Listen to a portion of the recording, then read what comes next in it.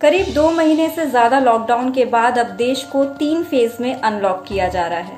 पहले फेज में 8 जून से कंटेनमेंट जोन के बाहर सभी शॉपिंग मॉल, धार्मिक स्थल, होटल और रेस्टोरेंट खोले जा रहे हैं। इस बीच लोगों को सरफेस ट्रांसमिशन का डर भी सता रहा है, यानी किसी सतह या किसी चीज को छूने से वायरस के फैलने का कितना रिस्क है।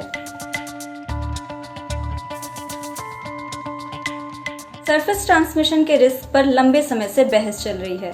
शिवनादर यूनिवर्सिटी के डिपार्टमेंट ऑफ लाइफ साइंसेज में assistant professor doctor Naga Suresh Veerapu ने हमें बताया, किसी सतह पर यह वायरस कितनी देर तक रह सकता है, इसे लेकर तरह तरह के डेटा हैं।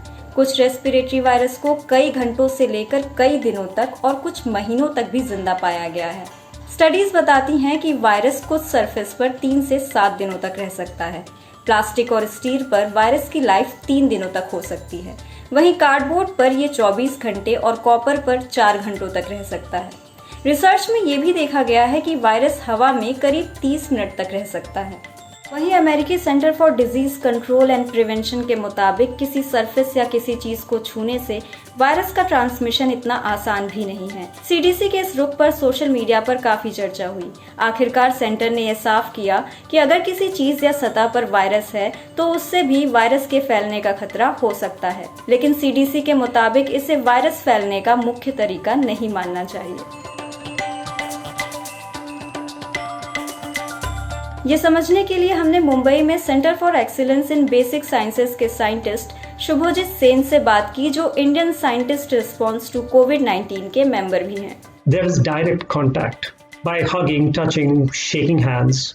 And then when a positive person speaks or say even spits or coughs or sneezes or simply exhales as I am doing, droplets are continuously being released. These are the primary sources of transmission, and they carry a high load of infectious viral particles.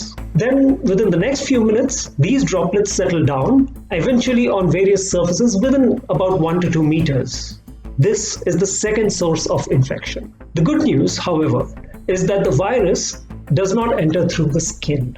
So we are safe that way. But the moment we touch these contaminated hands to our face, the virus can enter through our eyes, nose, or even mouth. The third mode is what we call as fomites.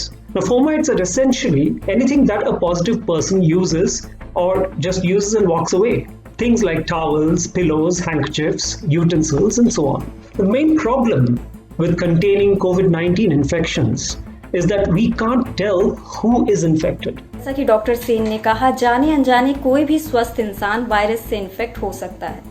और केंद्रीय स्वास्थ्य मंत्रालय के मुताबिक भारत में करीब 80% मरीजों में या तो कोई लक्षण नहीं है या बहुत हल्के लक्षण हैं। इसलिए आमतौर पर ये पता नहीं चल सकता कि कौन संक्रमित है और कौन नहीं। तो क्या घर से बाहर निकलने में भी रिस्क है? Yes, there is a risk. Of course, a lot depends on how many viral particles were shed by a particular infected person while sneezing or coughing or speaking on a particular surface. And how many of those viral particles were viable or capable of infecting another person who accidentally happened to touch and entered the person through the respiratory route. Japan में dinner table पर किए गए एक social experiment के जरिए बताया गया कि वायरस कितनी तेजी से इंसानों के बीच फैलता है। इसके लिए एक पार्टिसिपेंट के हाथों में फ्लोरेसेंट पेंट लगाकर दिखाया गया कि कैसे आखिर तक कमरे में मौजूद लगभग हर आदमी पर पेंट लग गया। ऐसे में सवाल उठता है कि खुद को सुरक्षित रखने के लिए क्या करना चाहिए। So as the lockdown is lifted, the only way for us to be careful is to be self-vigilant and self-aware of everything we really touch and maintain very, very high levels of personal hygiene.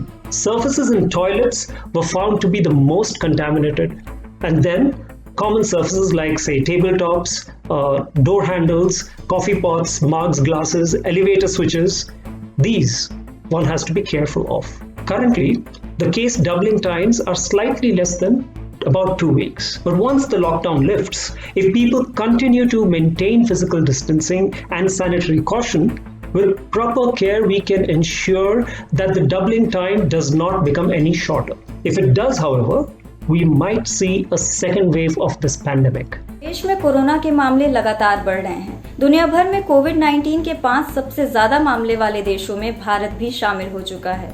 इसलिए ये बहुत जरूरी है कि हम सतर्क रहें और सावधानी बरतें। अपने हाथ धुलते रहें, बाहर निकल रहे हैं तो मास्क जरूर पहनें, कॉमन सरफेस या किसी भी चीज को छूकर अपना चेहरा छूने से बचें और फिट रहें।